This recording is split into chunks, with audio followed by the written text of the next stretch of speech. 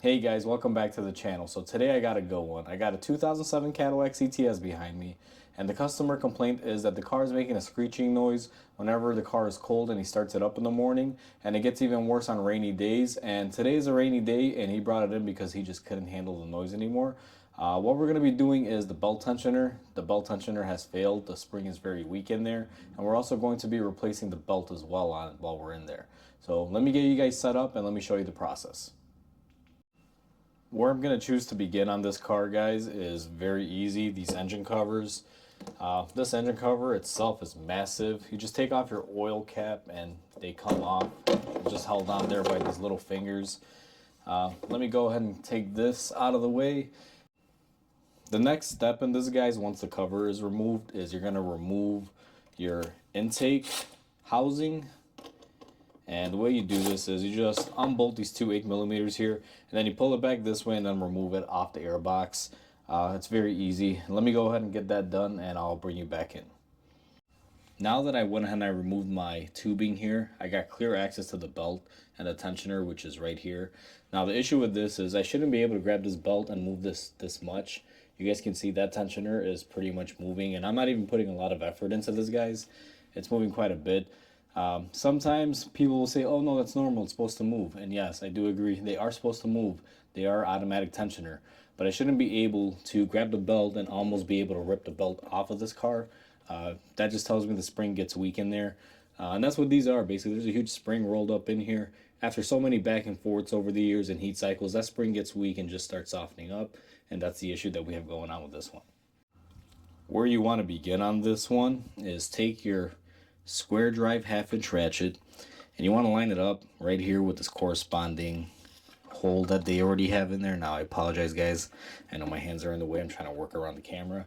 But once you have it set up like that, you're going to want to set it into the on position, the way the tensioner detensions. And what you're going to want to do is, let me see if I can do this off camera without disturbing you guys. Just take off the belt. I start off here at the water pump. It just falls off. And then be mindful, because if this tensioner wasn't bad and it does have a little bit of springiness to it, it will kind of want to come back at you once the belt is off of it. So just be mindful of that so you guys don't hurt yourself.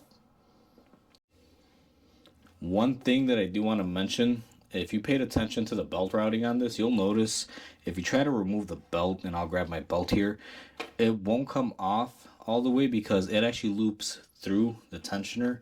I don't know how well the camera will pick it up. Let me see if I can get some better lighting in there.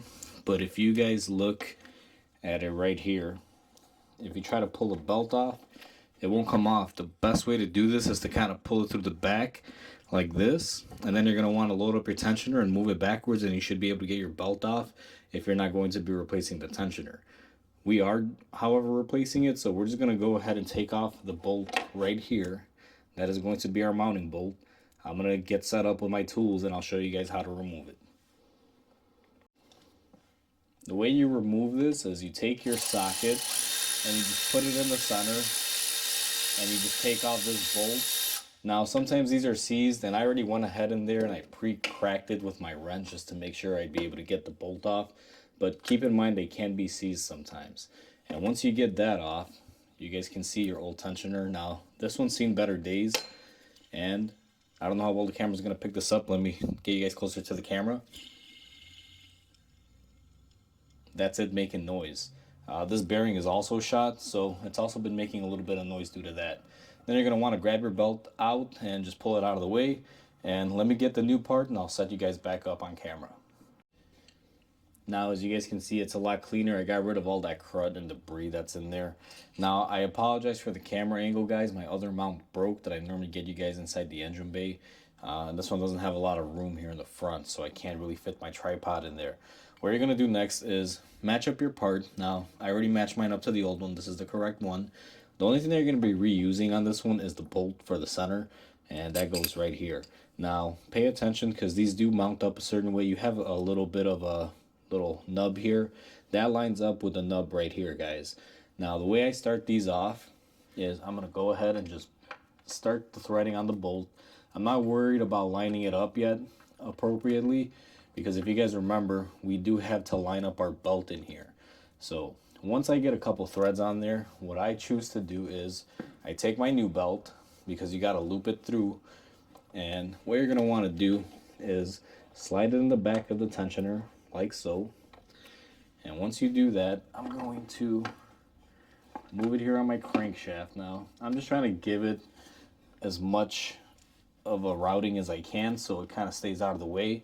You don't want to put it on all your accessories, because then it will not want to conform. So now that I kind of have it set up like that, what you're going to want to do is take your socket and you're going to go ahead and run down the bolt. Now we already pre-hand threaded it, so let's go ahead and drive this in. I went ahead and I installed and I tightened my tensioner.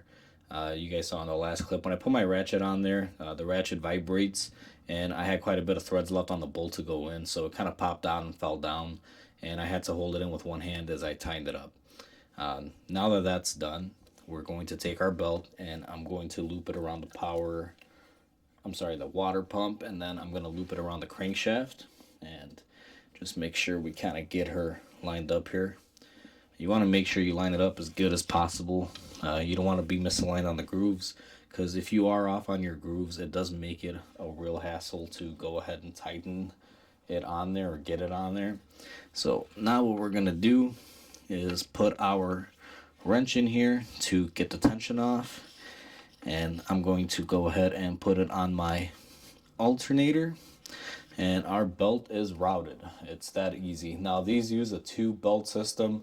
The belt that we changed and the tensioner that we changed is for the alternator and the water pump.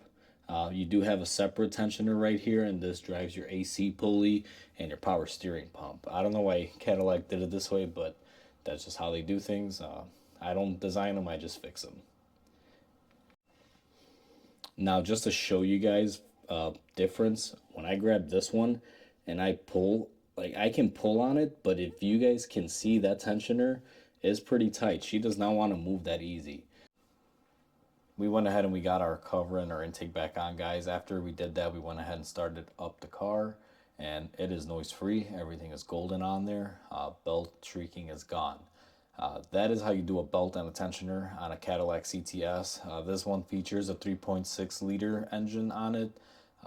This one has a 2-belt system, as you guys saw earlier. So be mindful when you order your parts that you're mentioning the correct side of things, because there's a water pump and alternator side, and then there's a power steering and compressor side. 2 different belts, 2 different tensioners.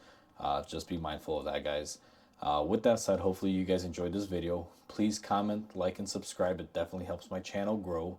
And I hope you guys have a wonderful day, and I will catch you guys on the next repair.